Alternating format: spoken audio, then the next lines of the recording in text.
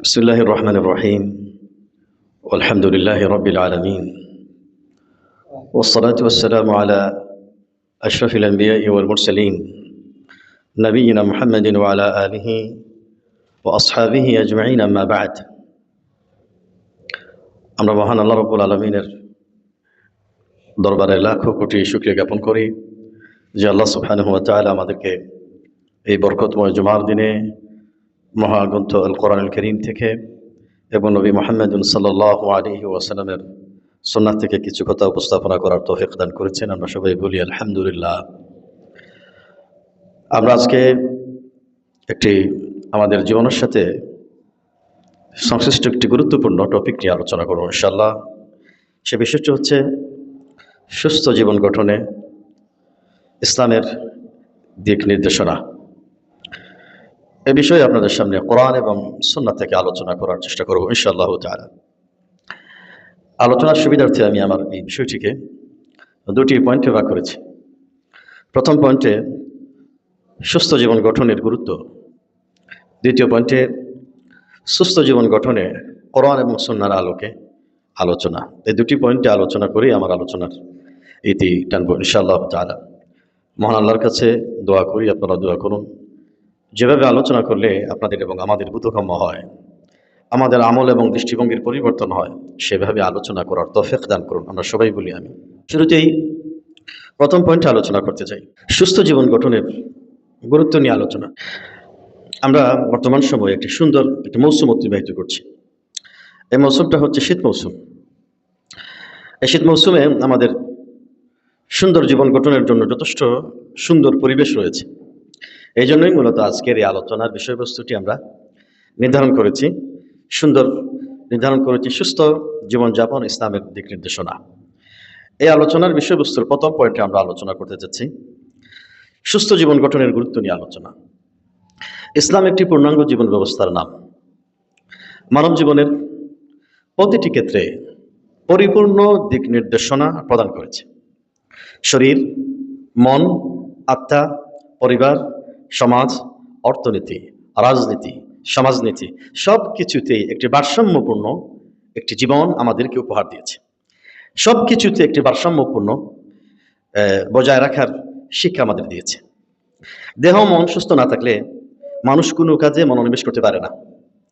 ইবাদত, শিক্ষা, কর্ম, জীবন কোনোটাই সঠিকভাবে সম্পন্ন করতে পারে না।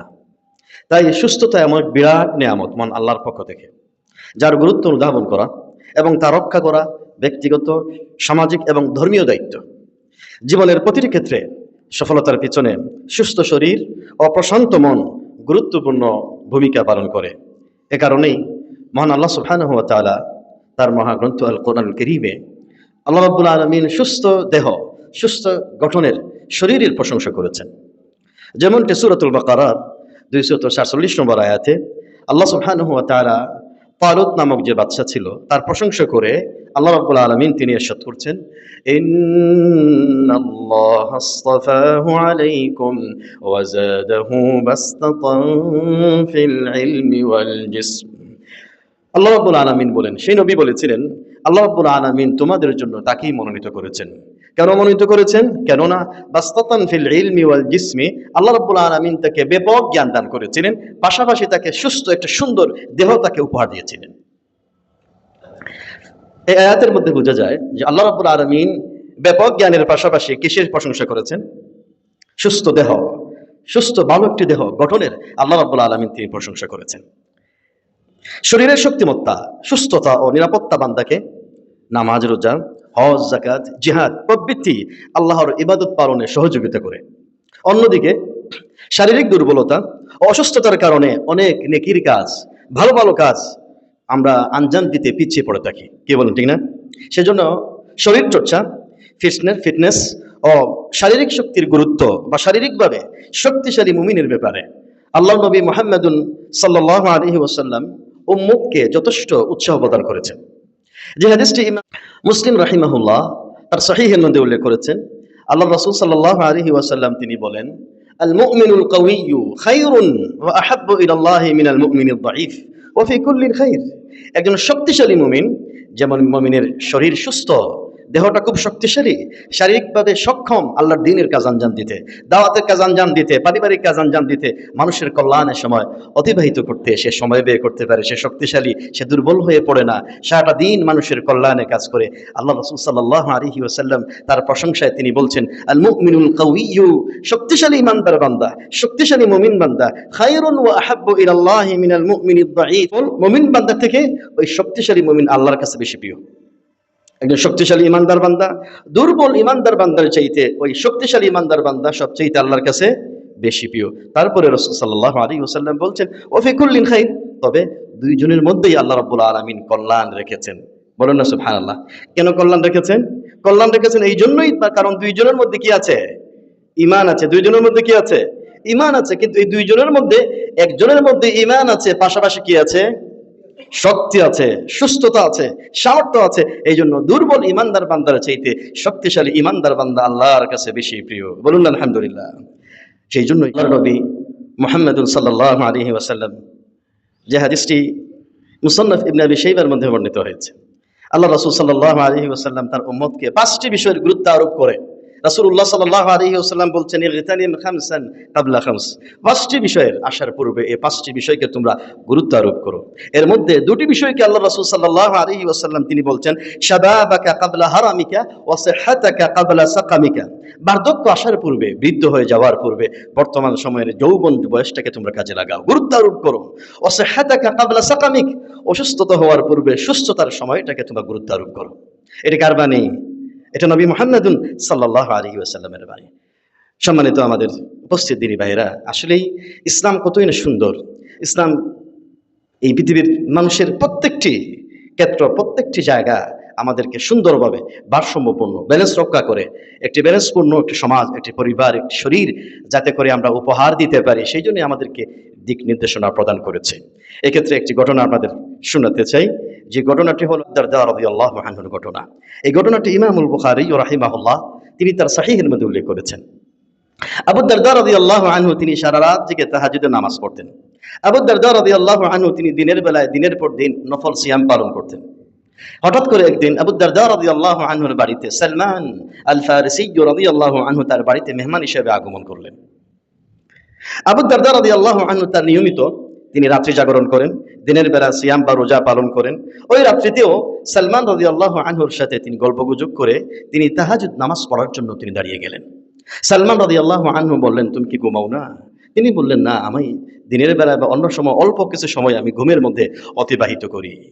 আবু সালমান রাদিয়াল্লাহু আনহু আবু দারদা রাদিয়াল্লাহু আনহুর স্ত্রীকে বললেন, তোমার স্বামীর কি খবর? তিনি বললেন যে আমার স্বামীর এই অবস্থা, দিনের বেলায় দিনের পর দিন তিনি রোজা পালন করেন এবং দিনের রাতের পর রাত তিনি তাহাজ্জুদের নামাজ পড়ে সময়টা কাটিয়ে দেন, আমাকে কোনো সময় তিনি দেন না। অর্থাৎ আমার যে একটা শারীরিক যে প্রয়োজন আছে সে প্রয়োজনটুকু পর্যন্ত তিনি পূরণ করেন না। সালমান রাদিয়াল্লাহু আনহু তখন আবু দারদা রাদিয়াল্লাহু আনহুকে বললেন, ইয়া আবু দারদা ইন্না লিনাফসিকা আলাইকা হাক্কা, তোমার নিজের জীবনের মধ্যে, তোমার নিজের জীবনের উপরে তোমার হক আছে, অধিকার আছে। তোমার নিজের জীবন, তোমার শরীর, তোমার উপর তার হক এবং অধিকার আছে। তোমার ইচ্ছা মতো তোমার সময় অতিবাহিত করলে চলবে না। ওয়ালি রাব্বিকা আলাইকা হাক্কা, তোমার উপরে তোমার রবের অধিকার আছে। ওয়ালি আহলিকা আলাইকা হাক্কা, তোমার উপর তোমার স্ত্রীর অধিকার আছে। ওয়ালি দাইফিকা আলাইকা হাক্কা, তোমার উপর তোমার মেহমানদের অধিকার আছে। ফাআতি কুল্লাযী হাক্কিন হাক্কা, প্রত্যেকটি মানুষের সত্তার অধিকার তার পাওনা তুমি বুঝিয়ে দাও। তো অতঃপর এই কথা শুনে দুইজনেই আবু দারদা এবং সালমান রাদিয়াল্লাহু আনহু দুইজনেই মিলে নবী মুহাম্মদ সাল্লাল্লাহু আলাইহি ওয়াসাল্লামের কাছে সকালে গেলেন। যাওয়ার পরে এই ঘটনাটা শুনালেন। শোনানোর পর নবী মুহাম্মদ সাল্লাল্লাহু আলাইহি ওয়াসাল্লাম বললেন, সাদাকা সালমান, সালমান রাদিয়াল্লাহু আনহু সত্য বলেছে। বলুন সুবহানাল্লাহ। তাহলে আমরা অনেক সময় আমরা দাওয়াতি কাজের অজুহাতে, আমাদের ব্যবসা বাণিজ্যের অজুহাতে নিজের শরীরটার কোনো খোঁজখবর আমরা রাখি না। এই জন্য আমাদের সমাজে, আমাদের ব্যক্তিগত পারিবারিকভাবে এত টেনশন, এত হাইপারটেনশন, এত সমস্যা, এত স্বাস্থ্যকর ঝুঁকি, কি বলুন, এটা আমাদের আছে কিনা? নাই। এটা মূল কারণই হচ্ছে শারীরিকভাবে যে ভারসাম্যপূর্ণ যে জীবনটা গঠন করার কথা ছিল, সেই ব্যালেন্স, সেই ভারসাম্যপূর্ণ একটা বজায়, একটা পরিবেশ আমরা কি রাখি না? আমরা বজায় রাখি না। আমার সম্মানিত উপস্থিতি, আমরা আমাদের প্রথম পয়েন্টে আলোচনা করলাম। আমরা আমাদের এই পর্যায়ে দ্বিতীয় পয়েন্টে আলোচনা করতে চাই। দ্বিতীয় পয়েন্টে সুস্থ জীবন গঠনে আল্লাহর কোরআন এবং নবী মুহাম্মদ সাল্লাল্লাহু আলাইহি ওয়াসাল্লামের সুন্নাহের দিক নির্দেশনা, কি করণীয় রয়েছে। এই করণীয় বিষয়গুলি আমরা আপনাদের সামনে আলোচনা করার চেষ্টা করছি। সুস্থ, সুন্দর, অশান্তিময় জীবনযাপন করতে ইসলামের আলোকে আমি আপনাদের সামনে সংক্ষিপ্ত পরিসরে 6টি করণীয় আলোচনা করব ইনশাআল্লাহ তাআলা। কয়টি করণীয়? 6টি করণীয়। অনেকগুলি করণীয় আছে, কিন্তু সময় যেহেতু সংক্ষিপ্ত, গুরুত্বপূর্ণ কিছু করণীয় যেগুলি আমরা আমাদের ব্যক্তিগত জীবনে, পারিবারিক জীবনে যদি আমরা বাস্তবায়ন করতে পারি, আমরা আশা করতে পারি আল্লাহ রাব্বুল আলামিন আমাদের এই শরীরটাকে সুন্দর, সুস্থ একটি সুন্দর দেহ আমাদেরকে উপহার দিবেন। বলুন আমিন ইনশাআল্লাহ। প্রথম, কোরআন এবং সুন্নাহর আলোকে আমাদের সুস্থ জীবন গঠনে প্রথম করণীয় হলো খাবার ও পানীয় গ্রহণে নবী মুহাম্মদ সাল্লাল্লাহু আলাইহি ওয়াসাল্লামের সুন্নাহের অনুসরণ করা। খাবার এবং পানীয় গ্রহণে কার অনুসরণ করা? নবী মুহাম্মদ সাল্লাল্লাহু আলাইহি ওয়াসাল্লামের সুন্নতের অনুসরণ করা। পরিমিত খাবার গ্রহণ করাই স্বাস্থ্যের পক্ষে ভালো। তাই ইসলাম পরিমিত খাবার গ্রহণ করার নির্দেশ প্রদান করে। প্রয়োজনের অতিরিক্ত খাদ্য গ্রহণ স্বাস্থ্যের জন্য ক্ষতিকর। গ্যাস্ট্রিক, আলসার, হৃদরোগ, ডায়াবেটিস, হাইপারটেনশন, তারপর ইত্যাদি দুরারোগ্য ব্যাধি অপরিমিত খাবার গ্রহণের কারণে হয়ে থাকে। সেজন্য খাবার ও পানীয় গ্রহণে নবী মুহাম্মদ সাল্লাল্লাহু আলাইহি ওয়াসাল্লামের সুন্নতের অনুসরণ করা খুবই জরুরি। এই জন্য নবী মুহাম্মদ সাল্লাল্লাহু আলাইহি ওয়াসাল্লাম যে হাদিসটি শুনেন তিরমিজির মধ্যে বর্ণিত হয়েছে, নবী মুহাম্মদ সাল্লাল্লাহু আলাইহি ওয়াসাল্লাম তিনি কিন্তু পরিমিত খাবার গ্রহণ করতেন। তিনি কিন্তু প্রয়োজনের অতিরিক্ত কিন্তু খাবার গ্রহণ করতেন না। এই জন্য রাসূল সাল্লাল্লাহু আলাইহি ওয়াসাল্লাম একজন ইমানদার বান্দার যার পেটের একটা অবস্থা সম্পর্কে বলতে গিয়ে তিনি বলেন যে মুমিনের জন্য তার পেটের কয়েকটি লুকমাই যথেষ্ট, তার উদরের কয়েকটি লুকমাই যথেষ্ট। এরপরে নবী মুহাম্মদ সাল্লাল্লাহু আলাইহি ওয়াসাল্লাম একজন ইমানদার বান্দার পেটকে 3 ভাগে ভাগ করেছেন। কয় ভাগে ভাগ করেছেন? 3 ভাগে ভাগ করেছেন। ফাসুলুসুল লিতাআমিহি, 1 ভাগ হলো তার খাবারের জন্য, 1 ভাগ কি? খাবারের জন্য।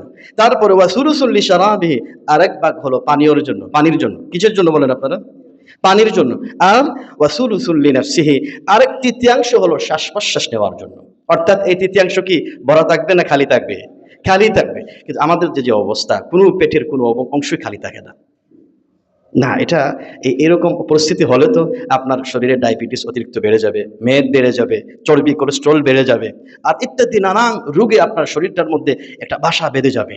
এই জন্য আমাদের এই ক্ষেত্রে নবী মুহাম্মদ সাল্লাল্লাহু আলাইহি ওয়াসাল্লামের এই সুন্নাহ, যদি খাবার গ্রহণের ক্ষেত্রে, পানীয় গ্রহণের ক্ষেত্রে আমরা যদি এই সুন্নাহটা ফলো করি, তাহলেই কিন্তু আপনার শরীরটা সুন্দর হবে, শরীরটা ভালো হবে, সুস্থ হবে। আসলে শরীরটা বড় মোটা হওয়া এর মধ্যে সুস্থতা এর মধ্যে নেই। শরীরটা যদি একটু হালকা পাতলাও হয় আর শরীরের ভিতর থেকে যদি ভালো হয়, এই শরীরটা ভালো না খারাপ করেন আপনারা? এই শরীরটা ভালো। এই যে নিয়ম নীতি আপনাদেরকে বলা হলো, এই নিয়ম নীতি একবারে এটা বাধ্যতামূলক নয়। এই নিয়ম নীতি এটা বাধ্যতামূলক নয়, বরং এটি স্বাস্থ্যকর নীতি। অতিরিক্ত খেলে পাকস্থলী ভরে যায়, শ্বাস প্রশ্বাসে কষ্ট হয়, হজমের সমস্যা হয়। এগুলোর প্রতিকার হিসাবে যদি আমরা এই নবী মুহাম্মদ সাল্লাল্লাহু আলাইহি ওয়াসাল্লামের এই নির্দেশনা, এই সুন্নাহ যদি অনুসরণ করি, আশা করছি আপনার আমার কোনো সমস্যা হবে না ইনশাআল্লাহ। তাহলে আমাদের এই পেটকে নবী মুহাম্মদ সাল্লাল্লাহু আলাইহি ওয়াসাল্লাম কয় ভাগে ভাগ করেছেন? 3 ভাগে। 1 ভাগ কিসের জন্য? খাবারের জন্য। আরেক ভাগ কিসের জন্য? পানির জন্য। আরেক ভাগ কিসের জন্য? শ্বাস প্রশ্বাসের জন্য। আমি ব্যক্তিগতভাবে, আমার তো পরিবার, অনেক সময় যখন আপনি বেশি খাবেন, খেতে খেতে যখন খাবারটা গলার কাছে চলে আসে, তখন ডেকুর আসে, তখন একটু আপনার মধ্যে একটা অস্থিতিকর একটা পরিবেশ সৃষ্টি হয়। তো ডাক্তারের কাছে গেলে বেশি আপনি খেয়ে ফেলেছেন। আসলেই বাস্তবতাটা তাই। কারণ আপনার ডেকুর আসছে, শ্বাস প্রশ্বাসের জন্য তো কোনো লাইন, কোনো কোনো রাস্তা তার খোলা নাই। এই জন্য আমরা চেষ্টা করি, আমরা এখন থেকে এই চেষ্টাটুকু আমরা আমাদের নিজেদের মধ্যে, আমাদের সন্তানদের মধ্যে যেন আমরা এটা প্র্যাকটিস করি। আমাদের মা, আমাদের পিতামাতারা, আমরা যারা আছি, সন্তান যত বেশি খেতে পারে তত বেশি আমরা খুশি হই। কি বলেন? তত বেশি আমরা খুশি হই। কিন্তু কম খেলে আমরা তেমন খুশি হই না। আসলে বেশি খাওয়ার মধ্যে সফলতা নয়। খাওয়াটা হবে পরিমিত খাবার, ভারসাম্যপূর্ণ খাবার, যে খাবার, যে পানীয় গ্রহণ করলে আপনার শরীরটা টিকে থাকবে, শক্তি সামর্থ্য অর্জন করবে। পাশাপাশি রাসূল সাল্লাল্লাহু আলাইহি ওয়াসাল্লামের এই সুন্নাহর অনুসরণ, খাবার গ্রহণে এবং পানীয় গ্রহণে অনুসরণ করার পাশাপাশি ভেজাল মুক্ত খাবার আমাদের সংগ্রহ করতে হবে। কি মুক্ত খাবার? ভেজাল মুক্ত খাবার। বর্তমান সময়ে আসলে গোটা বাংলাদেশ ব্যাপী ভেজাল যুক্ত খাবারের সয়লাব হয়ে গিয়েছে। এমন কোনো পণ্য নেই, প্রোডাক্ট নেই যেখানে কি আছে, একটা ভেজাল আছে। আপনি মাছ কিনতে যাবেন, মাছের মধ্যে ফরমালিন আছে। আপনি অন্য কিছু শাকসবজি কিনতে যাবেন, সেখানের মধ্যে কেমিক্যাল আছে।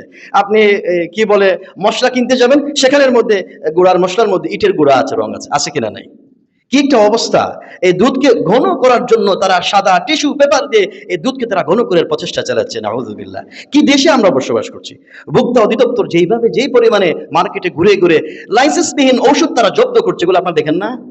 বর্তমান সময়ে আমাকে একজন ফার্মাসিস্ট তিনি বলেন, আসলে আমরা যারা ফার্মেসির ব্যবসা করি, প্রকৃত অর্থে যদি এই ফার্মেসির ব্যবসার পিছনে বড় কোনো ধরনের যদি লাভ করতে হয়, আমাকে 2 নম্বর ওষুধ বিক্রি করা ছাড়া আমার কোনো লাভ হওয়ার সম্ভাবনা নাই।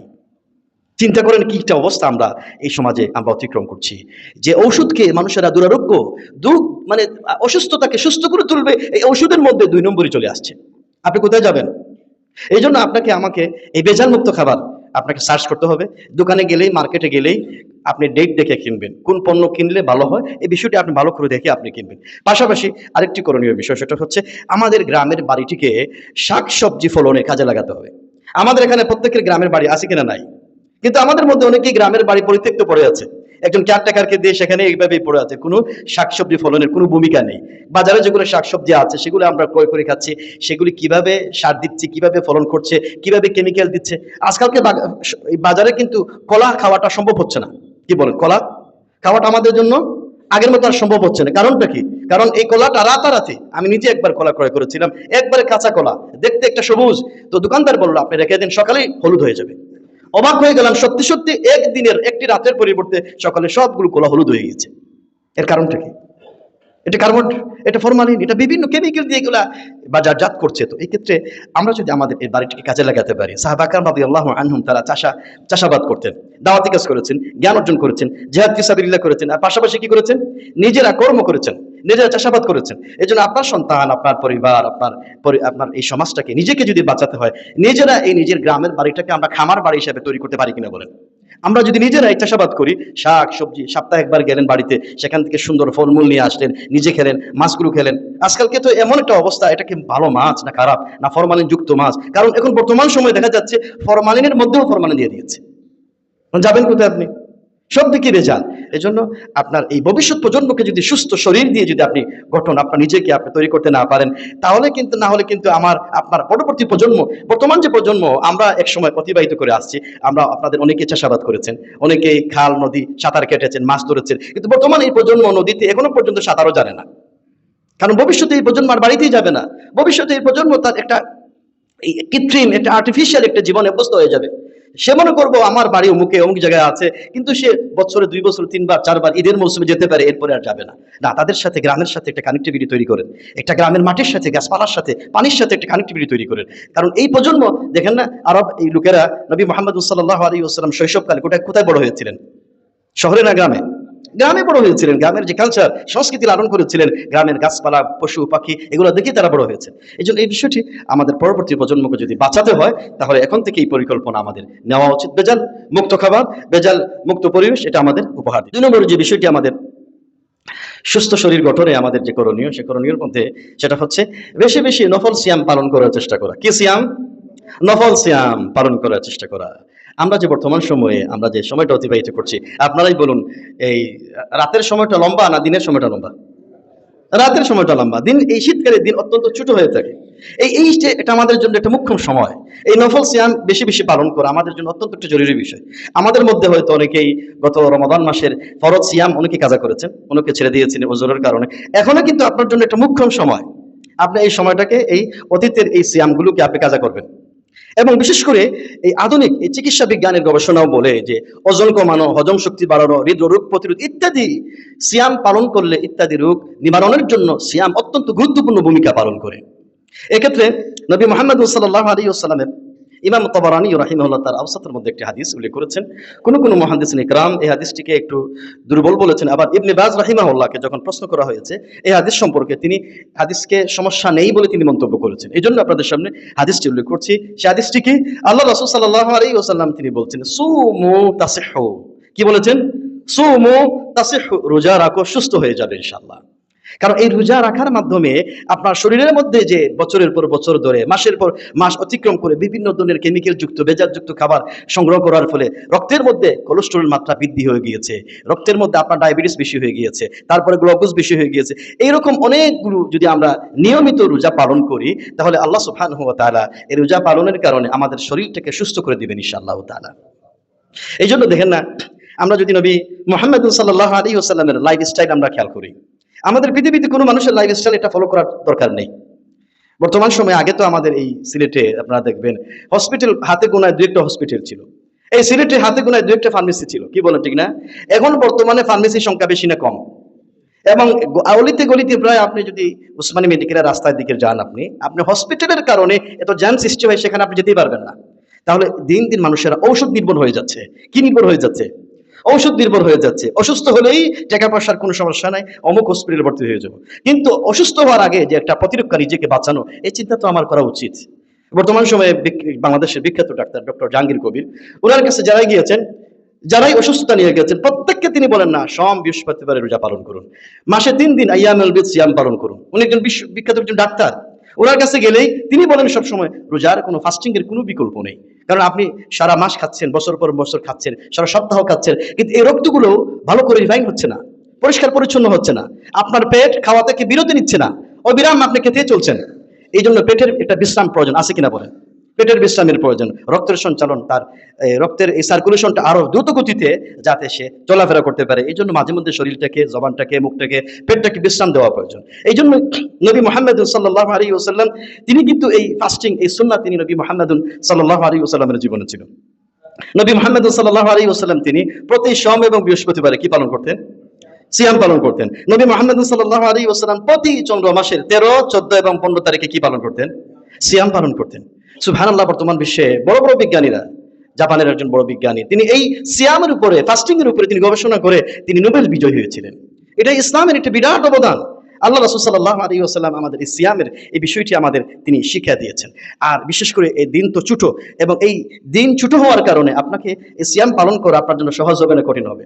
কারণ এই শীত মৌসুমে কিন্তু আমাদের তেমন পানি পান করার প্রয়োজন পড়ে না। এজন্য এটাও একটি গুরুত্বপূর্ণ বিষয়, আমাদের পানি পান করার প্রয়োজন পড়ে না, তবে আপনার জন্য পানি পান করা জরুরি। এটা কিন্তু অবহেলা করে চলবে না। হ্যাঁ, আপনার তৃষ্ণা আসছে না, কিন্তু আপনার জন্য পানি পান করা জরুরি। এটা প্রসঙ্গত একটি কথা বললাম। তো আমি বলছি যে এই যেহেতু শীত মৌসুমটা অত্যন্ত সংক্ষিপ্ত, এই শীত মৌসুমে আমরা যেন এই গুরুত্বপূর্ণ ইবাদত পালন করার চেষ্টা করি।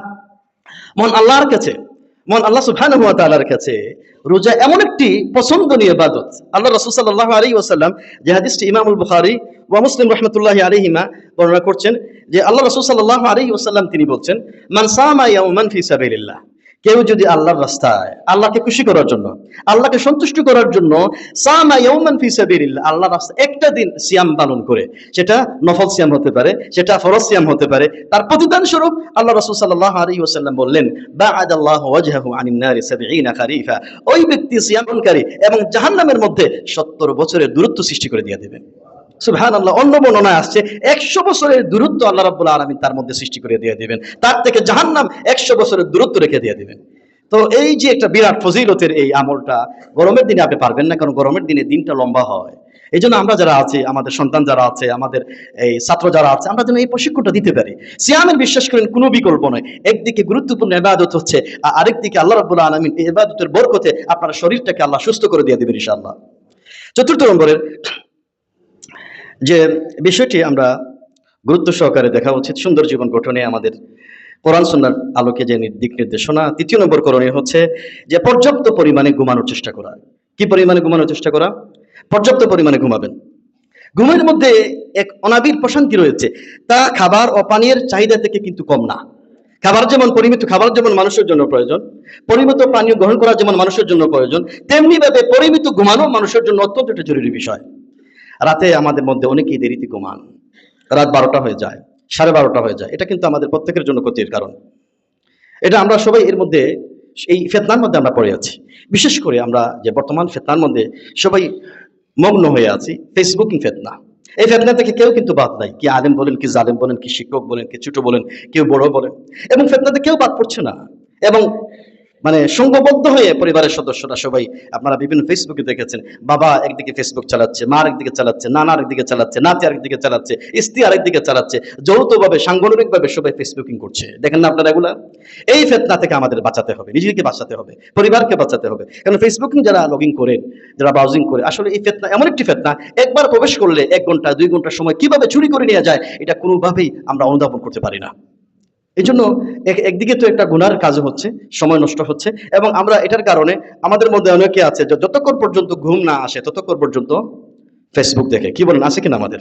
আছে। ভাইয়েরা, আমার সম্মানিত উপস্থিতিরা, আপনি আপনি আপনার লাইফস্টাইল চেঞ্জ করেন। বিশ্বাস করেন, আপনার কত বন্ধু বান্ধব, আপনার কত আত্মীয় স্বজন, আপনার কত পরিচিতি, কিন্তু আপনি যখন অসুস্থ হয়ে যাবেন, একবারের জন্য অসুস্থ হন, একটা আলসার হবে, ডায়াবেটিস হবে, একবার ক্যান্সার হবে।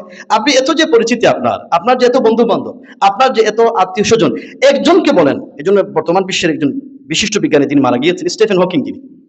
তিনি কি বলেছেন যে পৃথিবীতে আপনার এত বন্ধু বান্ধব, এত পরিচিতি, কিন্তু আপনি যখন অসুস্থ হবেন, ক্যান্সার হবে, ডায়াবেটিস হবে বা আলসার হবে, এই বন্ধু বান্ধবদেরকে বলেন, ভাই মেহেরবানি করে আমার ক্যান্সারটা একটু শেয়ার করেন, আমার ডায়াবেটিসটা একটু শেয়ার করেন, আমার এই আলসারটা একটু শেয়ার করেন, আমার পেটে ব্যথা, দাঁতের ব্যথাটা একটু শেয়ার করেন। কি বলেন, কেউ কি শেয়ার করবে? এটা কি সম্ভব? আপনাকে কিছু টাকা পয়সা ধার দিতে পারে, আপনাকে টাকা পয়সা সাদকা সহযোগিতা করতে পারে, কিন্তু আপনার রোগ পৃথিবীতে কেউ আপনাকে সহযোগিতা শেয়ার করবে না। এই জন্য আপনার সুস্থতা আপনার হাতে, আপনার সুস্থতার সিদ্ধান্ত আপনাকে নিতে হবে। পৃথিবীর কোনো মানুষ আপনাকে সুস্থ করে তুলতে পারবে না। এই জন্য আপনাকে আমাকে আমাদের লাইফস্টাইল চেঞ্জ করতে হবে। এই জন্য পরামর্শ দিচ্ছি যে আমরা নবী মুহাম্মদ সাল্লাল্লাহু আলাইহি ওয়াসাল্লামের লাইফস্টাইল দেখে ফিরে যাই। নবী মুহাম্মদ সাল্লাল্লাহু আলাইহি ওয়াসাল্লামের লাইফস্টাইল কেমন ছিল, তার রাতের ঘুমানোর পদ্ধতি কেমন ছিল। যে হাদিসটি আমরা সহিহ বুখারী বা মুসলিমের মধ্যে বর্ণিত হয়েছে। আল্লাহ রাসূল সাহাবা আকরাম বলেন, আল্লাহ রাসূল সাল্লাল্লাহু আলাইহি ওয়াসাল্লাম কানা ইয়াকরাহু নাওমা ক্বাবলাহা, কানা ইয়াকরাহু নাওমা ক্বাবলা আল ইশা ওয়াল হাদিসা বা'দাহা। এশার পূর্বে রাসূলুল্লাহ সাল্লাল্লাহু আলাইহি ওয়াসাল্লাম ঘুমানো পছন্দ করতেন, আবার এশার পরে রাসূলুল্লাহ সাল্লাল্লাহু আলাইহি ওয়াসাল্লাম গল্পগুজব করা পছন্দ করতেন। এশার পরে তিনি গল্পগুজব করতেন না। কিন্তু দুঃখজনক হলেও সত্য, বর্তমান সময়ে আমাদের মূল প্রোগ্রামই থাকে এশার পরে। কি বলেন, ঠিক না? এবং বর্তমান সময়ে এমন একটি কালচার শুরু হয়েছে যে বর্তমান সময়ে যে আমরা ওয়াজ মাহফিল শুরু হয়েছে, এই যে শীত মৌসুমে বেশিরভাগ প্রধান অতিথি তিনি রাত 12টার সময় আসেন। আমার তো এটা বুঝে আসে না যে রাসূলুল্লাহ সাল্লাল্লাহু আলাইহি ওয়াসাল্লামের সুন্নতের খেলাফ করে এটা ওয়াজ হয় কেমনে? আর যারা প্রধান অতিথি যারা 12টার পরে আসেন, 12টার সময় আসেন, রাত 1টা বা 1:11টার দিকে আসেন, আপনি কোরআন সুন্নাহর আলোকে আপনি মানুষদেরকে হেদায়েতের পথে আহ্বান করেন, আর আপনি আবার সুন্নতের খেলাফ করে রাত 12টার সময় প্রধান অতিথি হন কেমনে? এই জন্য তো দেখেন না, ওয়াজের মধ্যে কোনো কি নাই, বরকত আসেনি না আছে? না, নাই তো। আজকালকে আমরা ছোট্টবেলা থেকে এই 80-র দশকের পর থেকে দেখে আসছি, আল্লামা সাইদুর রাহিমাহুল্লাহ গোটা বাংলাদেশে হাতে গোনা 2-1 জন ওয়াইজ ছিলেন। কি বলেন? কিন্তু উনার এই ওয়াজের মধ্যে কি রকম বরকত ছিল, ছিল কিনা বলেন? ছিল। কিন্তু বর্তমান সময়ে হাজার হাজার ওয়াইজ, এখনো বিভিন্ন এলাকায় সকাল 10টা থেকে শুরু হয় ওয়াজ মাহফিল, পরবর্তী দিন ফজর পর্যন্ত। বিশ্বাস করেন, এইরকম সুন্নতের খেলাফ ওয়াজ করে মানুষের কোনো হেদায়েত হবে না। এই জন্য আপনারা যারা আছেন, বিভিন্ন কমিটিতে আছেন, বিভিন্ন পাড়া মহল্লায় আছেন, এটার প্রতিবাদ করবেন। বেশকে বেশ রাত 10টা পর্যন্ত ওয়াজ হবে, আর কোনো ওয়াজ হবে না। আপনি বুঝেন না? আপনি রাত 8টার সময় 12টার সময় যদিও মনে করতাম ওয়াজটা হচ্ছে প্যান্ডেলের ভিতরে, ওয়াজটা হচ্ছে বন্দরে, কিন্তু মাইক লাগানো হবে এই কোর্ট পয়েন্টে, মাইক লাগানো হবে এই জিন্দাবাজারে, মাইক লাগানো হবে সুবানি ঘাটে। এটা তো মানুষকে বিরক্ত করা ছাড়া কিছু হতে পারে না। যেখানে ওয়াজ হবে সেখানেই মাইক থাকবে। এই জন্য আপনি দেখুন ওয়াজ হয়, আশপাশে কত হসপিটাল আছে, আশপাশে কত মানুষ বিছানার মধ্যে পড়ে কাতরাচ্ছে, কত কষ্ট পাচ্ছে। আপনার এই মাইকের আওয়াজের কারণে মানুষের কষ্ট দেওয়া, এটা কি সওয়াবের কাজ না গুনাহের কাজ? গুনাহের কাজ। এই জন্য এই কালচার আমাদের পরিবর্তন করতে হবে। আমরা নবী মুহাম্মদ সাল্লাল্লাহু আলাইহি ওয়াসাল্লামের কালচারের দিকে ফিরে যেতে হবে। যদি ওয়াজ করতেই হয় রাত কয়টা পর্যন্ত, আপনারা বলুন? আপনারা কি একমত? বলেন, আপনারা কি একমত? রাত কয়টা পর্যন্ত এটা ওয়াজ হবে? 10টা পর্যন্ত, এর বাইরে কোনো ওয়াজ হবে না। এটা রাসূল সাল্লাল্লাহু আলাইহি ওয়াসাল্লামের এই রাত 12টা 1টা ফজর পর্যন্ত পরিপূর্ণ সুন্নতের খেলাফ। কিসের খেলাফ? সুন্নতের খেলাফ। এই জন্য আপনাকে দিনী ভাই হিসেবে পরামর্শ দিচ্ছি, আপনাকে নিজের শরীরটা বাঁচান। এই জন্য নিজের শরীরটা বাঁচানোর জন্য আর এশার পরে ঘুমানোর প্রস্তুতি গ্রহণ করুন। আপনি আস্তে আস্তে খাবার গ্রহণ করুন, খাবার গ্রহণ করার পরে কিছু এক্সারসাইজ করে আস্তে আস্তে বিছানাটা প্রস্তুতি গ্রহণ করুন। সন্তানদেরকে অভ্যস্ত করে তুলুন। এশার পরে কোনো ফেসবুকিং করা যাবে না, এশার পরে কোনো কার্টুন দেখা যাবে না, এশার পরে কোনো ধরনের কোনো টিভি সিরিয়ালের সামনে বসা যাবে না। এটা অভ্যাস না করলে আপনার শরীরটা ধ্বংস হয়ে যাবে, আপনার সন্তানের শরীরটা ধ্বংস হয়ে যাবে। আশা করি আপনারা এই বিষয়টি উদ্ভাবন করতে পেরেছেন। 4র্থ নম্বরে আমাদের সুস্থ শরীর গঠনে আমাদের করণীয়, ফজর সালাতের পরে সুস্থ শরীর গঠন করার জন্য নিয়মিত শরীর চর্চা করুন। কি চর্চা করুন? একদিকে তো আপনি ফজর সালাত পড়ার সাথে সাথে সর্বপ্রথম দিনের যে বারাকা রয়েছে, এই দিনের বরকত আপনি অর্জন করে ফেললেন। এই দিনের বরকত অর্জন করার পরে ফজর সালাত পড়লেন, ফজরের 2 রাকাত সুন্নত নামাজ পড়লেন, জামাতের সাথে ফজর নামাজটা আদায় করলেন। নবী মুহাম্মদ সাল্লাল্লাহু আলাইহি ওয়াসাল্লামের ভাষ্য অনুযায়ী যে ব্যক্তি ফজরের সালাত জামাতের সাথে আদায় করে তার হৃদয়টা প্রশান্তি দিয়ে আল্লাহ রাব্বুল আলামিন ভরপুর করে দিয়ে দেন। এই প্রশান্তি নিয়ে যখন আপনি ঘর থেকে বের হবেন, সকালের যে অক্সিজেন রয়েছে, বিজ্ঞানীরা বলেছেন যে সকালের যে মাত্রা অক্সিজেন থাকে এত নিচে নেমে আসে, দিন যত বৃদ্ধি হয় অক্সিজেনটা উপরে চলে যায়। তো সকালের অক্সিজেন আপনার জন্য অত্যন্ত গুরুত্বপূর্ণ। এই সকালে আপনি হাঁটাচলা করেন, 40 মিনিট হাঁটাচলা করেন। ডাক্তাররা বলেছেন কমপক্ষে একজন বয়বৃদ্ধ যারা একটু বয়স হয়ে গিয়েছে তারা কয় মিনিট হাঁটাচলা করবেন? 40 মিনিট হাঁটাচলা করবেন। কিন্তু আমাদের, আমি দেখি তো আমরা সকালে ফজর পরে বের হই, হাঁটাচলা করেন। আসলে এটা হাঁটাচলা হয় না, এটা গল্প হয়। দেখি টকশো হয়, রাজনৈতিক আলোচনা হয়, একজনের দিকে একজন তাকিয়ে না। এভাবে তো হাঁটলে আপনার এটা শরীর চর্চাটা হবে না। হাঁটার মাত্রাটা একটু দ্রুত গতিতে হাঁটতে হবে। এই জন্য নবী মুহাম্মদ সাল্লাল্লাহু আলাইহি ওয়াসাল্লামের হাঁটার স্টাইলটা আপনি দেখেন। এই হাদিসটি ইমাম তিরমিযী রাহিমাহুল্লাহ বর্ণিত। আলী রাদিয়াল্লাহু আনহু তিনি বলেন, কানা রাসূলুল্লাহ সাল্লাল্লাহু আলাইহি ওয়াসাল্লাম ইযা মাশা, রাসূল সাল্লাল্লাহু আলাইহি ওয়াসাল্লাম যখন হাঁটতেন কিভাবে হাঁটতেন? তাকাফফুআন, তিনি সামনের দিকে, সম্মুখের দিকে ঝুঁকে হাঁটতেন। কিভাবে হাঁটতেন? সম্মুখের দিকে ঝুঁকে হাঁটতেন। অর্থাৎ এর অর্থটা কি? হাঁটার গতিটা কি ছিল? আস্তে ছিল না দ্রুত গতিতে ছিল? দ্রুত গতিতে ছিল। কিভাবে হাঁটতেন? কান্নামা ইয়ানহাত্তু মিন সাবাবিন, তিনি যেন ঢাল বিশিষ্ট জায়গা দিয়ে হেঁটে চলেছেন। সুবহানাল্লাহ। এজন্য আমাদের গল্প হবে, কথা হবে, টকশো হবে, কিন্তু হাঁটার গতিটা কি থাকবে? একটু দ্রুত গতিতে থাকবে। তখন আপনার গল্প হলো, আলোচনাও হলো, আপনার শরীরটাও ভালো হলো, শরীর ঘাম জড়ালো, শরীরের ব্লাড সার্কুলেশনটা বেড়ে গেল। কিন্তু আপনি হাঁটলেন, শরীর থেকে ঘাম বের হলো না, শুধু গল্পই হলো, ব্লাড সার্কুলেশনটা একটু বৃদ্ধি হলো না। এই হাঁটা করে কিন্তু লাভ তো সামান্য হবে, কিছুটা হবে, কিন্তু প্রকৃত আপনার শরীরের লাভটা হবে না। এবং মাঝে মধ্যে দৌড়ানোর চেষ্টা করবেন। এবং দৌড়ানোটা এটা কিন্তু সুন্নাহ। নবী মুহাম্মদ সাল্লাল্লাহু আলাইহি ওয়াসাল্লাম নবুয়ত প্রাপ্তির পর আম্মা জান আয়েশা রাদিয়াল্লাহু আনহার পরিবারের স্ত্রীর সাথে তিনি দৌড়াদৌড়ি করেছেন। এই ঘটনা সহিহ বুখারীর মধ্যে বর্ণিত হয়েছে। আম্মা জান আয়েশা রাদিয়াল্লাহু আনহা বলেন, আমি রাসূল সাল্লাল্লাহু আলাইহি ওয়াসাল্লামের সাথে একটি যুদ্ধে সফরে বের হলাম। রাসূল সাল্লাল্লাহু আলাইহি ওয়াসাল্লাম আয়েশাকে বললেন, তুমি কি আমার সাথে একটা দৌড় প্রতিযোগিতা করবে? তখন আয়েশা রাদিয়াল্লাহু আনহা বলেন, আমি বয়সে হালকা ছিলাম, ছোট ছিলাম, গোস্ত বেশি ছিল না। তখন ওই দৌড় প্রতিযোগিতায় আমি আয়েশা বিজয়ী লাভ করলাম, বিজয়ী হয়ে গেলাম। নবী মুহাম্মদ সাল্লাল্লাহু আলাইহি ওয়াসাল্লাম চুপ হয়ে গেলেন। তখন আরেক দিনের ঘটনা, নবী মুহাম্মদ সাল্লাল্লাহু আলাইহি ওয়াসাল্লাম একটি যুদ্ধে বের হলেন। আয়েশা রাদিয়াল্লাহু আনহার সাথে ছিলেন। আয়েশা রাদিয়াল্লাহু আনহাকে বললেন, তুমি কি আমার সাথে দৌড় প্রতিযোগিতা দেবে? আয়েশা রাদিয়াল্লাহু আনহা বলেন, অবশ্যই ইয়া রাসূলুল্লাহ। তিনি বলেন, ওই বছর আমার শরীরটা মোটা হয়ে গিয়েছিল, আমার শরীরে গোশত বেড়ে গিয়েছিল, এই দৌড় প্রতিযোগিতায় আমি হেরে গিয়েছিলাম। আর নবী মুহাম্মদ সাল্লাল্লাহু আলাইহি ওয়াসাল্লাম আয়েশা রাদিয়াল্লাহু আনহার দিকে হেসে বললেন, হাদিহি বিতিলকা, এটা হলো ওই দিনের প্রতিশোধ। সেই দিন তুমি আমাকে হারিয়ে দিয়েছিলে, আজকে তোমার বিরুদ্ধে আমি বিজয় লাভ করলাম। সুবহানাল্লাহ। এই যে রাসূল সাল্লাল্লাহু আলাইহি ওয়াসাল্লামের লাইফস্টাইল। তো মাঝে মধ্যে আসলে আমাদের স্ত্রীদের সাথে তো আমাদের রোমান্টিকতা হয় না, ব্যস্ততা, সময় পাওয়া যায় না। এটাও কিন্তু রাসূলুল্লাহ সাল্লাল্লাহু আলাইহি ওয়াসাল্লামের একটা গুরুত্বপূর্ণ সুন্নাহ। আমি বলছিলাম এই ঘটনা থেকে যে আমাদের মাঝে মধ্যে হাঁটা দরকার, মাঝে মধ্যে নিয়মিত হাঁটা দরকার, এবং মাঝে মধ্যে আমাদের দৌড়ের একটু প্রয়োজন হলে একটু দৌড় দিবেন। সর্বশেষ যে বিষয়টি 5 নম্বরে, সেটা হলো নিজের কাজ করতে অভ্যস্ত হন। নিজের কাজ করতে অভ্যস্ত হন, পরিবারের কাজে আপনি সহযোগিতা করুন। আমরা আসলে আমাদের এই সমস্যা, প্রত্যেকেরই স্বামীর এটা সমস্যা। আমরা বাইরে থেকে যখন আসি তখন আমাদের একটা উদ্দেশ্যই থাকে, ঘরের মধ্যে আমার খাবার প্রস্তুত থাকবে, হোটেলের মতো খাবার রেডি হয়েছে কিনা, আমার এই তরকারি দিয়ে রান্না বান্না একটা প্রস্তুত করা হয়েছে কিনা, কিন্তু এই খাবারটা কিভাবে তৈরি করা হয়েছে, এই ঘরের এই টাইলসটা কিভাবে পরিষ্কার করা হয়েছে, কিভাবে কাপড় পরিষ্কার করা হয়েছে, কিভাবে আসবাবপত্র পরিষ্কার পরিচ্ছন্ন করা হয়েছে, এই কাজটুকু কঠিন না সহজ? অত্যন্ত কঠিন একটা কাজ। এই পরিবারের আমাদের স্ত্রীরা এত কষ্ট করে কাজটুকু করে, কিন্তু আমরা কিন্তু একটা অটোমেটিকলি রেডিমেড ঘরের মধ্যে আগমন করেই বলি এটা প্রস্তুত আছে কিনা, ওইটা প্রস্তুত আছে কিনা। এই কাজটুকু যেন আমরা শুধু পরিবারের স্ত্রীর উপর আমরা নির্ভরশীল না হই, মাঝে মধ্যে যেন আমরা পরিবারের ঘরের কাজে আমরা সহযোগিতা করি। আর এটাই নবী মুহাম্মদ সাল্লাল্লাহু আলাইহি ওয়াসাল্লামের লাইফস্টাইল ছিল, যে ঘটনাটি ইমামুল বুখারী রাহিমাহুল্লাহ তিনি বর্ণনা করেন।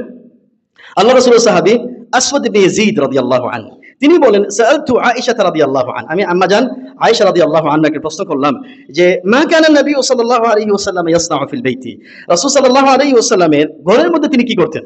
ঘরের মধ্যে তিনি কি শুধুমাত্র পায়ের উপর পা তুলে তিনি বিশ্রাম নিতেন কিনা, না অন্য কিছু করতেন? তখন আম্মা জান আয়েশা রাদিয়াল্লাহু আনহা তিনি বলেন, কানা ফি মিহনাতি আহলিহি ফাইদা সামিআ আল আযান খারাজ, রাসূলুল্লাহ সাল্লাল্লাহু আলাইহি ওয়াসাল্লাম তিনি ঘরে পরিবারকে যা করা প্রয়োজন তার সহযোগিতা করতেন। সুবহানাল্লাহ। ঘরের মধ্যে শুধু বিশ্রাম নিতেন না, ঘরের এজন্য আমাদের উচিত আমরা যদি ঘরের মধ্যে আমাদের টাইলসটা পরিষ্কার করি, এটা পরিষ্কার পরিচ্ছন্ন করি, এরপরে কাপড় বা অন্যান্য আসবাবপত্র পরিষ্কার, আমাদের লাইব্রেরিটা একটু পরিষ্কার পরিচ্ছন্নতা করি, এটা কেন আমরা কাজের বরের উপর নির্ভরশীল হয়ে যাচ্ছি? কেন আমার স্ত্রীর উপর আমরা নির্ভরশীল হয়ে যাচ্ছি? এটা আসলে আমাদের প্রত্যেকের ঘাটতি আছে। এই কাজটুকু করলে আমাদের প্রত্যেকেরই লাভবান হবে ইনশাআল্লাহ তাআলা। সর্বশেষটা বলি, আমাদের সুস্থ শরীর গঠনে মন আল্লাহর কাছে দোয়া করা, মন আল্লাহর কাছে কি করা? দোয়া করা। এই দোয়াগুলি বলি আমরা শেষ করে দিব ইনশাআল্লাহ। কারণ নবী মুহাম্মদ সাল্লাল্লাহু আলাইহি ওয়াসাল্লামের জবান থেকে আপনাদের 3টি দোয়া আপনাদের সাথে আমরা পড়ব ইনশাআল্লাহ। 1 নম্বর দোয়া হচ্ছে নবী মুহাম্মদ সাল্লাল্লাহু আলাইহি ওয়াসাল্লাম তিনি সকাল সন্ধ্যা 3 বার সব সময় এই দোয়াটি পড়তেন। এই দোয়াটি কি? রাসূল সাল্লাল্লাহু আলাইহি ওয়াসাল্লাম পড়তেন, আল্লাহুম্মা আফিনি ফি বাদানি, আল্লাহুম্মা আফিনি ফি সামঈ, আল্লাহুম্মা আফিনি ফি বাসারি, লা ইলাহা ইল্লা আনত। এটা পড়ুন না আমার সাথে, আল্লাহুম্মা আফিনি ফি বাদানি, আল্লাহুম্মা আফিনি ফি বাদানি, এরপরে আল্লাহুম্মা আফিনি ফি সামঈ, আল্লাহুম্মা আফিনি ফি বাসারি, লা ইলাহা ইল্লা আনত। রাসূলুল্লাহ সাল্লাল্লাহু আলাইহি ওয়াসাল্লাম সকালে 3 বার, সন্ধ্যার সময় 3 বার। কি সুন্দর চমৎকার এই দোয়ার অর্থ, আল্লাহুম্মা আফিনি ফি বাদানি, হে আল্লাহ আমার শরীরের মধ্যে সুস্থতা দান করো। আল্লাহুম্মা আফিনি ফি সামঈ, হে আল্লাহ আমার শ্রবণ শক্তির মধ্যে সুস্থতা দান করো। আল্লাহুম্মা আফিনি ফি বাসারি, হে আল্লাহ আমার চক্ষু শক্তির মধ্যে সুস্থতা দান করো, তুমি ছাড়া কোনো ইলাহ নেই। এরপরে রাসূল সাল্লাল্লাহু আলাইহি ওয়াসাল্লাম আরেকটি দোয়া তিনি বেশি বেশি করতেন, আল্লাহুম্মা ইন্নী আসআলুকা আল আফিয়াতা ফিদ দুনিয়া ওয়াল আখিরাহ। বলুন, আল্লাহুম্মা ইন্নী আসআলুকা আল আফিয়াতা ফিদ দুনিয়া ওয়াল আখিরাহ। ইমাম ইবনে তাইমিয়া সহ আরো বড় বড় উলামা کرام রাহমাতুল্লাহ আলাইহিম, তাদেরকে যখন প্রশ্ন করা হয়েছিল দোয়ার মধ্যে সর্বোত্তম দোয়া কোনটি, তখন তিনি বলেছিলেন গুরুত্বপূর্ণ দোয়ার মধ্যে অন্যতম দোয়া হলো আল্লাহুম্মা ইন্নী আসআলুকাল আফিয়াতা ফিদ দুনিয়া ওয়াল আখিরাহ। হে আল্লাহ, দুনিয়া এবং আখিরাতে সব ধরনের সুস্থতা আমি কামনা করি। সুবহানাল্লাহ। এরপর আরেকটি দোয়া, সেটা হচ্ছে আল্লাহুম্মা ইন্নী আউযু বিকা মিনাল আজিজি ওয়াল কাসালি। বলুন আল্লাহুম্মা ইন্নী আউযু বিকা মিনাল আজিজি ওয়াল কাসালি। হে আল্লাহ, আপনার নিকট অলসতা, অসুস্থতা, অক্ষমতা থেকে আশ্রয় প্রার্থনা করি। আপনারা বলুন এই দোয়াগুলো সুন্দর কিনা? এই দোয়াগুলি আপনারা হিসনুল মুসলিম যে দোয়ার বইটি, বিশ্ববিখ্যাত বইটি আছে, প্রত্যেক লাইব্রেরিতে পাওয়া যায়। এই বইগুলি সংগ্রহ করবেন, বাচ্চাদেরকে প্রশিক্ষণ দিবেন, ঘরের পরিবারের সদস্যদেরকে প্রশিক্ষণ দিবেন, নিজেও আমল করার চেষ্টা করবেন। আমার সম্মানিত ভাইরা, আমি এই কথাটি এই জন্য বললাম, আমাদের সামনে কিন্তু একটি কঠিন মুহূর্ত আসছে। আমাদের প্রত্যেককেই কিন্তু প্রস্তুতি গ্রহণ করা দরকার, শারীরিকভাবে আল্লাহর দ্বীনের জন্য, শারীরিকভাবে মানসিকভাবে প্রস্তুত থাকা দরকার। এই জন্যই মূলত কথাগুলি বললাম। আপনারা যদি দেখেন নবী মুহাম্মদ সাল্লাল্লাহু আলাইহি ওয়াসাল্লাম নবুয়ত পাওয়ার পরে কত বছর তিনি জীবিত ছিলেন? 23 বছর। কত বছর? 23 বছরের জিন্দেগিতে বিশ্বনবী মুহাম্মদ সাল্লাল্লাহু আলাইহি ওয়াসাল্লাম তিনি নিজে 27টি যুদ্ধের সেনাপতির দায়িত্ব পালন করেছেন। তাহলে 23 বছরের জিন্দেগিতে যুদ্ধের সংখ্যা বেশি না নবুয়তের সংখ্যা বেশি? যুদ্ধের সংখ্যা বেশি, অর্থাৎ প্রতিটি বছর 1 থেকে 2টি যুদ্ধ সংঘটিত হয়েছে। আপনারাই বলেন, শরীর যদি ভালো না থাকতো, যুদ্ধের ময়দানে সেনাপতির দায়িত্ব পালন করা সহজ হতো? এটা হলো বলা হয় গাজওয়া, যে যুদ্ধগুলোতে বিশ্বনবী নিজে দায়িত্ব পালন করেছেন।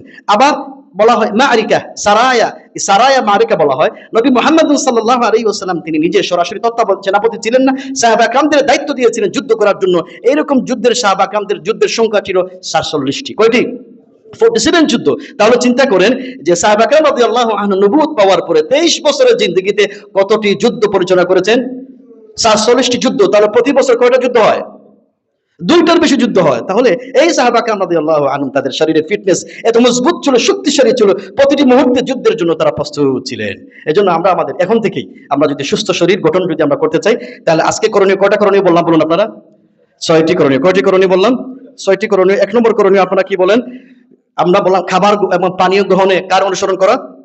নবী মুহাম্মদ সাল্লাল্লাহু আলাইহি ওয়াসাল্লামের অনুসরণ করা। 2 নম্বর করণীয় বললাম বেশি বেশি নফল সিয়াম পালন করা। 3 নম্বর করণীয় বললাম যে আমরা পর্যাপ্ত পরিমাণ ঘুমানো, পর্যাপ্ত পরিমাণ ঘুমানো। 4র্থ নম্বরের আমাদের করণীয় বললাম ফজরের পরে কিছু সময় শরীর চর্চা করা। 6 নম্বর এর করণীয় হলো, 5 নম্বর করণীয় হলো নিজের কাজ ঘরের মধ্যে নিজেই সম্পাদন করা। 6 নম্বরে বেশি বেশি আল্লাহর কাছে দোয়া করা। আসুন না আল্লাহর কাছে আমরা কাফা তৌফিক কামনা করি। আল্লাহ রাব্বুল আলামিন আমাদেরকে একটা সুস্থ শরীর আমাদেরকে আল্লাহ দান করুন। আমরা সবাই বলি আমিন। ওয়া মা তৌফিক ইল্লা বিল্লাহ। আসসালামু